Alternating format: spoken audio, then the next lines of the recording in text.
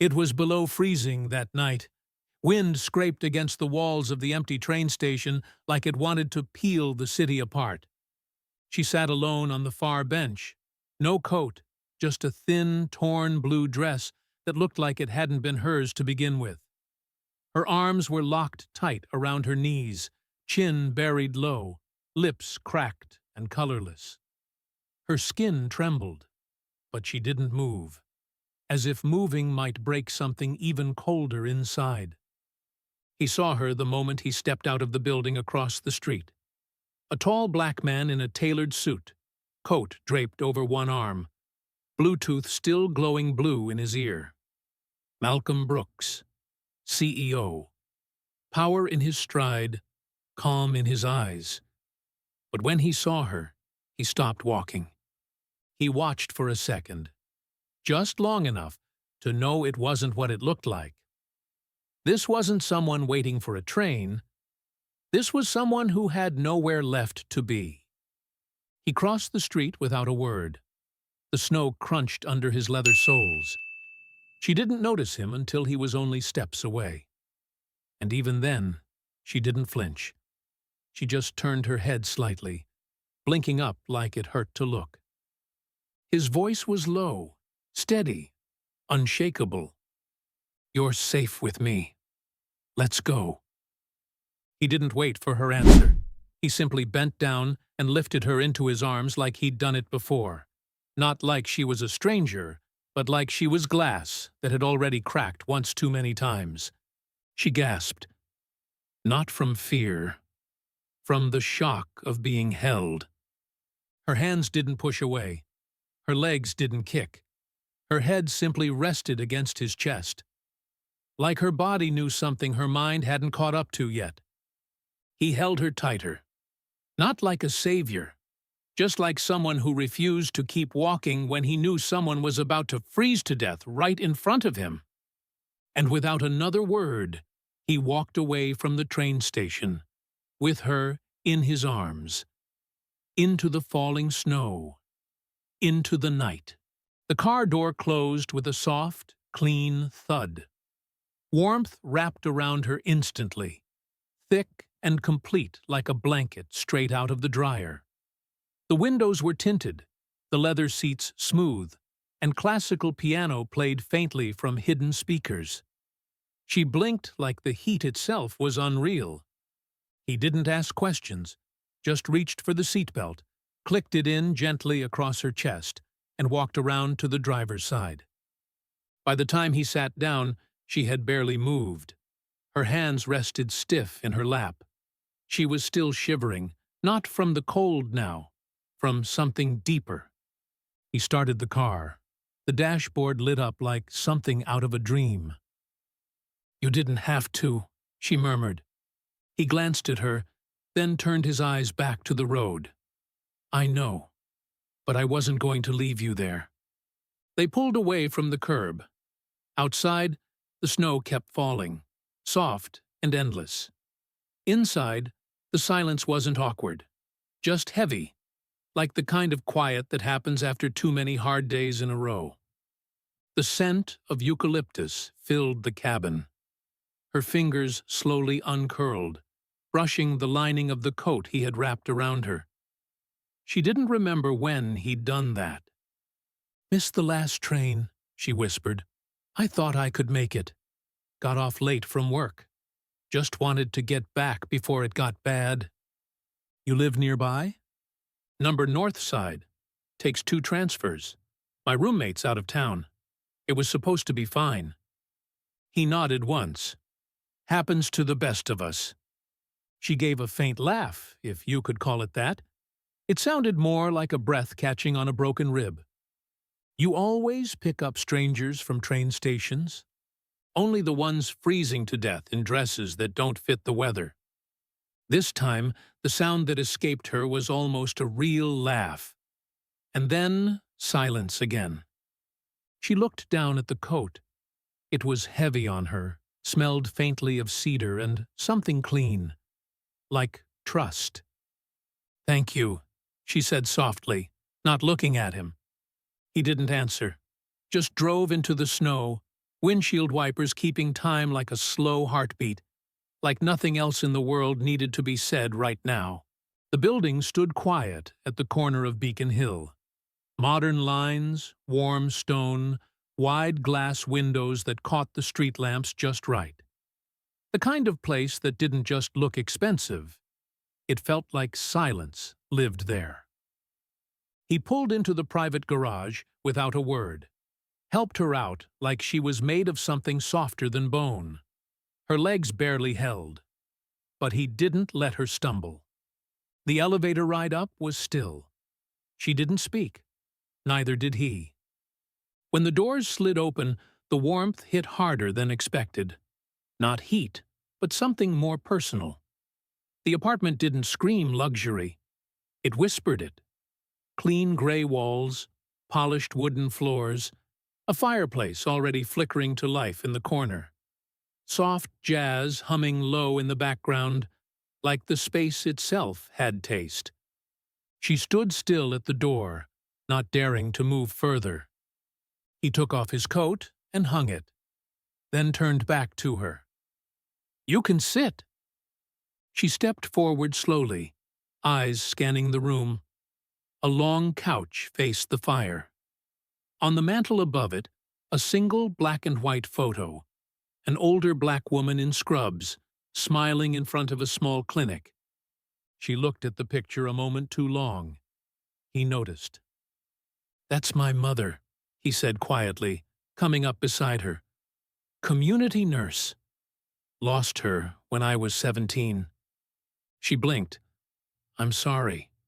He nodded, then gestured to the couch. "Sit. I'll grab something warm." She lowered herself carefully onto the soft cushions. They swallowed her like they'd been waiting. When he returned, he held a cup with both hands. Steam curling out in lazy spirals. Chamomile. No caffeine. Just warmth. She took it with both hands. Her fingers brushed his. Her skin still felt like winter. The cup warmed her faster than she expected. "Thank you," she said again, this time looking up. He crouched near the fireplace, tending to the flame. "You don't have to thank me. Nobody should freeze at a train station while the world keeps moving." She stared into the fire. For a long time, neither spoke. Eventually, she pulled the blanket tighter around her shoulders. The fabric felt like memory. She hadn't felt this kind of warmth in months. Maybe longer. "You live alone?" she asked, her voice small. "Yeah, always have." She nodded. It made sense. There was something about him. Like he was used to the quiet. Not afraid of it, just shaped by it. Her eyes drifted shut for a second. The fire crackled. The jazz murmured. Her body leaned sideways slowly, until her head rested gently against the armrest. He watched her for a beat, then turned the light dimmer down just a little. Let her sleep. No questions. No names. Just rest. The kind that doesn't ask permission. She woke up to the smell of something sweet and unfamiliar. Her eyes fluttered open slowly, adjusting to the soft lighting of the room. For a second, she forgot where she was. Then, the memory rushed in. The snow, the train station, the stranger in the dark coat, and the quiet warmth of his voice. She sat up gently. The blanket still hugged her frame. Her dress, now folded and dry, lay neatly across the arm of the couch. A black hoodie and clean sweatpants sat beside it. She slipped into them. They were big, not comically, just enough to remind her they weren't hers, but clean, soft, warm. When she stepped into the kitchen, he was pouring tea into 2 cups. No small talk, no surprise. "You're up," he said, calm as ever. She nodded, still unsure if her voice would work. "Sleep okay?" "Better than I have in weeks." He handed her the mug and leaned against the counter. She wrapped both hands around it before speaking again. "My name's Ava," she said softly. He nodded. "Malcolm." She sipped the tea. It calmed the shaky edges in her chest. "I work nights at a diner near Fenway. Got off late. Missed the train. Didn't really have a plan after that. You don't live around here?" "Nowhere permanent. Been bouncing between places since my mom passed. A friend said I could crash for a while, but her guy came back early, so I walked." He didn't look shocked. He just listened. "How long have you been doing this?" he asked. "What, walking the edge?" "Yeah," she shrugged, eyes on the floor. "A while." He didn't say, "I'm sorry." He didn't offer to fix anything. Instead, he just asked, quietly, "You hungry?" "A little." "Toast and banana, okay?" "Better than I've had all week." She smiled, a real one this time. Not wide, but honest. It caught him off guard more than he expected. He turned to prep a plate while she sat on the bar stool nearby. "This place feels too clean for someone like me," she murmured. He paused at the toaster. This place just needed someone real in it. When he handed her the plate, her fingers brushed his again. This time, they didn't flinch. She took a bite, and it hit her harder than expected. Not the taste, the feeling of being cared for without conditions. "Thank you, Malcolm," she said again, voice steadier.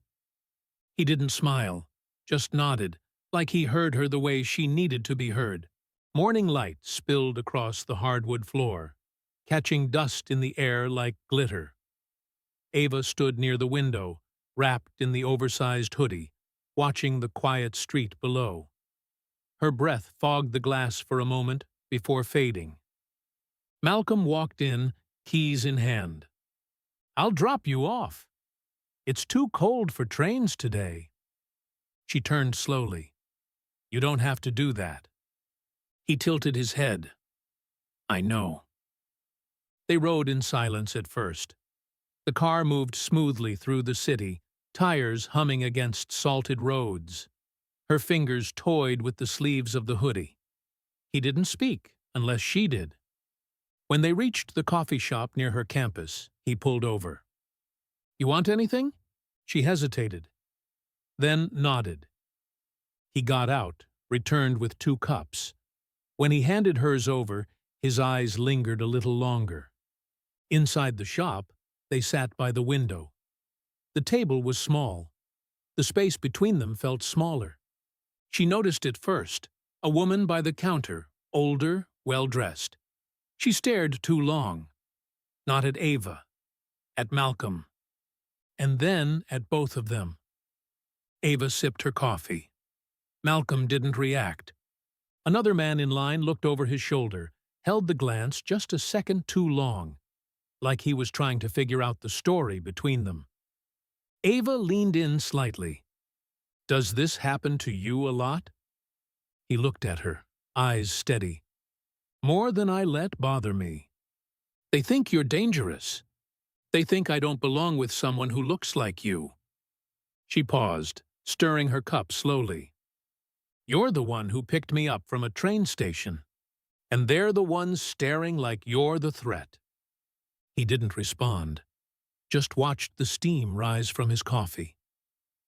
After a while, she said softly, "It's strange, being next to someone who makes people uncomfortable just by existing, but it's also kind of honest." "Honest how?" "Like, I'm finally seeing what it costs to be the one who doesn't get the benefit of the doubt." She reached into her pocket and pulled out a folded piece of paper, the kind used for class schedules. She stared at it a second before sliding it away. "You really didn't have to help me."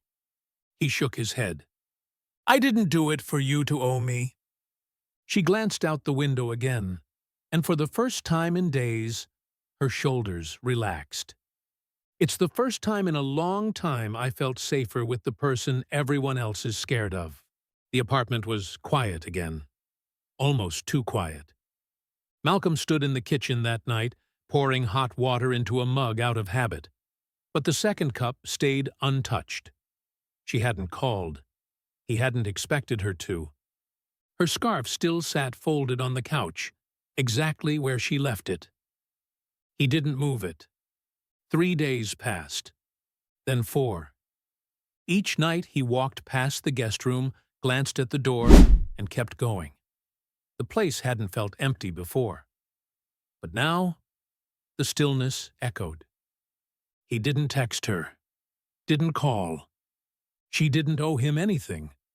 But on the 7th night, just after midnight, a soft knock broke the silence. He opened the door, and there she was. Soaked from the light rain, hoodie pulled tight, eyes tired but steady.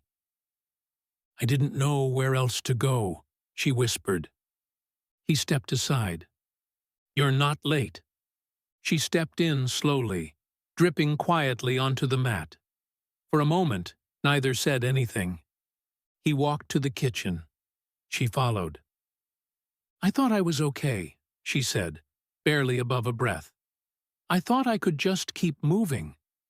He poured the tea, set the mug in front of her. "What happened?" "Work, class, the usual. But I started slipping. Couldn't sleep, couldn't eat. And I kept thinking about that night." "What about it?" "That no one stopped for me before. That no one ever does." She sat down, looked at the mug. Didn't touch it. "I've never had a place where I felt like I didn't have to explain myself, just to exist." He leaned on the counter, arms folded. "You don't have to here." She looked up, met his eyes for the first time that night. "I thought not needing anyone made me strong. It made you survive." "That's different." He nodded. She exhaled slowly. "I don't want to be saved, Malcolm. I just don't want to collapse alone. You're not the only one who knows that feeling." He pulled a chair out beside her, sat down. For a while, they didn't speak. Then she finally reached for the tea. Her hands shook slightly, but he didn't point it out. "I'm not used to coming back," she said quietly. "You're not here because I expect anything. You're here because the door was still open." She held the cup close to her face, breathed in the warmth, and this time she stayed. The fireplace cracked gently, casting slow-moving shadows across the room. Ava sat on the couch again. Same blanket, same hoodie, but something in her posture had changed. She didn't shrink this time. She simply rested. Malcolm placed a bowl of soup in front of her on the low table. She smiled, small and warm. "You didn't have to make all this." "I know." But he sat with her anyway, the quiet stretching between them like a language they both finally understood. She glanced toward the fireplace. "I keep thinking about your mom." "What about her?" "The way her photo sits up there. It's not decoration. It feels like she still lives here." He looked at the flames for a long second. "She does. In how I listen. In what I won't ignore." She nodded slowly. "She'd be proud, you know." He didn't respond. Just let the silence confirm what words didn't need to carry. Later that evening, as the dishes dried and the rain tapped lightly on the windows, Ava stood by the door with her scarf in hand. Her fingers ran along the threads like she was deciding something. "When I left the other night, I didn't expect you to keep this. I don't throw away things that still have warmth." She looked up. "That night, at the train station, you didn't hesitate." "You looked like you were already fading," Malcolm said. "I couldn't walk past that." She swallowed. "I almost didn't let you carry me." I know. Why did you? Because no one had tried before. She stepped a little closer. And why didn't you ask questions? Because you already looked like the world had asked too many. Her breath hitched. You didn't rescue me, Malcolm. I never tried to. She studied his face, the softness in his jaw, the steadiness in his eyes. And for once, she didn't feel like she was trespassing in someone else's life. You make it easy to breathe again, she said. He smiled gently. You make it easy to stay. She set the scarf down, not ready to leave yet, walked back to the couch and sat beside him. Close, but not holding. If I fall again, she whispered. He turned his head. Don't catch me. Just walk beside me. That's all I need. He didn't flinch, didn't ask for more. That's exactly what I'll do. Outside, the rain softened into mist. Inside, they stayed in the warmth, not fixing each other, not promising forever. Just choosing not to be alone anymore.